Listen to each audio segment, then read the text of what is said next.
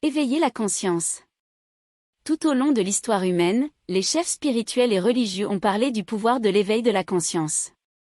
Ils ont encouragé leurs disciples à prendre conscience de leur vocation divine et à embrasser leur véritable identité en tant qu'être humain. Ils ont espéré que l'éveil de la conscience mènera à un monde meilleur et à une meilleure relation entre les êtres humains et la nature. C'est quoi un être éveillé ? L'utilisation du terme éveillé est plus ou moins un cliché dans les cercles spirituels. Cela implique des connaissances qui ne sont pas facilement accessibles à la plupart d'entre nous. Par exemple, être éveillé est le processus de conscience de votre environnement et de ce que vous faites. Le terme éveillé est couramment utilisé pour mettre une personne sur un piédestal. Le terme éveillé peut également être déroutant. Il existe deux principaux types de mal. Le premier est celui que la plupart d'entre nous connaissent, et le second est une forme beaucoup plus avancée et complexe de la première. La meilleure façon de penser à éveiller est comme un attribut métaphysique que chaque personne a. C'est une forme de conscience de soi qui nous permet de nous connecter avec le divin dans nos vies. Nous ne reconnaissons peut-être pas cet aspect de nous-mêmes, mais notre subconscient le sait et nous sommes tous éveillés d'une manière ou d'une autre. La meilleure façon de découvrir votre propre mal est de devenir la personne que vous êtes censé être. Cela peut être accompli en vous posant les bonnes questions. Mis à part la meilleure façon de devenir éveillé, il existe plusieurs autres façons d'améliorer votre vie. Certaines des façons les plus courantes incluent l'amélioration de vos relations, la réduction du stress et l'apprentissage de la lâcher-prise. Vous devrez également apprendre à gérer votre temps et vous devrez être patient. Vous devrez peut-être même demander une sorte de conseil à un guide psychique ou spirituel. La meilleure façon de devenir éveillé est d'être une personne plus gentille et plus douce. Vous devrez apprendre à être moins indulgent et moins égoïste. Vous devrez également devenir plus comme un enfant, plutôt que votre adolescent typique. En conséquence, vous pourrez améliorer votre vie dans tous les aspects, y compris les relations. Parmi les nombreux avantages d'être une personne plus gentille et plus douce, vous pourrez améliorer vos relations et même apprendre à gérer votre temps. Vous pouvez même réduire le stress et vous pourrez apprendre à lâcher prise. Comment se manifeste l'éveil spirituel ?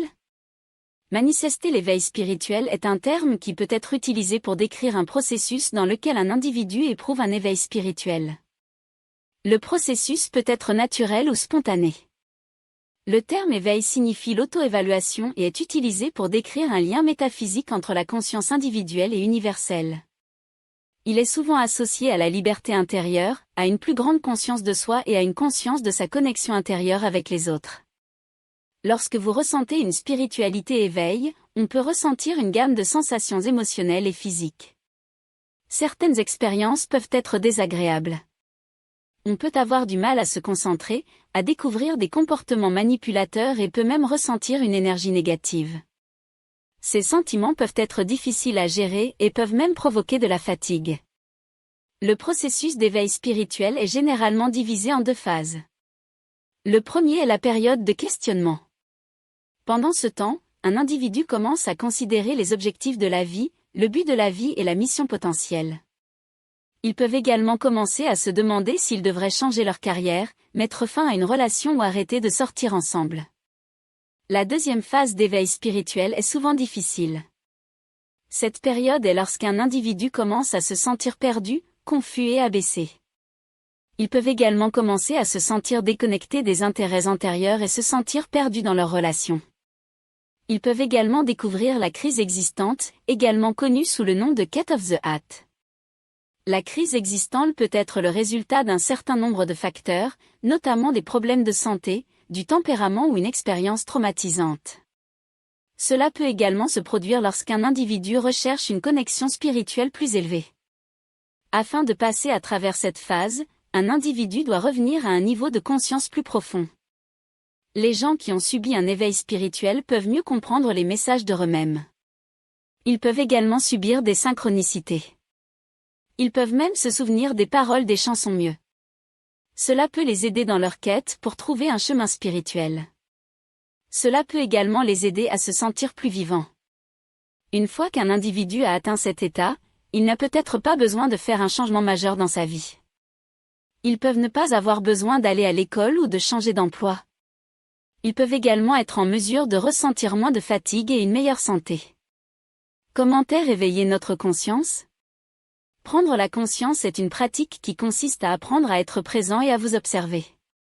Pratiquer cette compétence peut conduire à une vie plus détendue et paisible. Afin de prendre conscience, vous devez être conscient de vos pensées, de vos sentiments et de vos actions. La psychologie du mal se concentre sur les façons dont nous nous voyons et notre environnement. Il se concentre également sur nos capacités pour nous améliorer. Une personne qui est consciente de sa conscience se sentira connectée à toute vie. Cette technique peut être utilisée pour améliorer la vie d'une personne, y compris les relations sociales. Il peut être utilisé pour améliorer la santé physique d'une personne et le bien-être émotionnel. La psychologie du mal implique également d'apprendre à accepter des situations difficiles. Cela peut également impliquer de laisser aller les pensées négatives. Cela peut également conduire à une plus grande sensation de plénitude. Il existe de nombreuses formes différentes d'éveil. L'une des formes les plus courantes consiste à méditer. La pratique de la méditation peut également inclure le yoga et le pranayama. Cela peut également impliquer de voyager dans différents pays et cultures. La psychologie du mal a de nombreux avantages, notamment un corps plus sain, des relations améliorées et une concentration accrue. Cela peut également aider à réduire les sentiments d'insatisfaction et de critique. Afin d'atteindre l'éveil, il est important de comprendre que chaque expérience des personnes sera différente. De plus, l'éveil peut également entraîner une augmentation de la conscience. Il est important d'être conscient de vos pensées, de vos sentiments, de vos comportements et de vos actions. Si vous êtes conscient de ce que vous faites, vous serez plus susceptible de faire de meilleurs choix.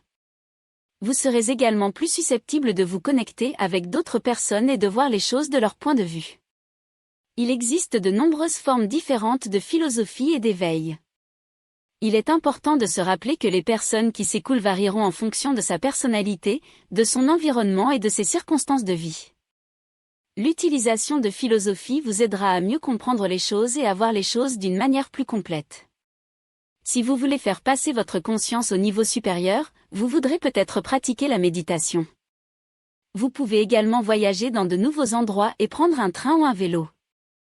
C'est quoi l'éveil de la conscience? Plusieurs définitions différentes existent pour éveil.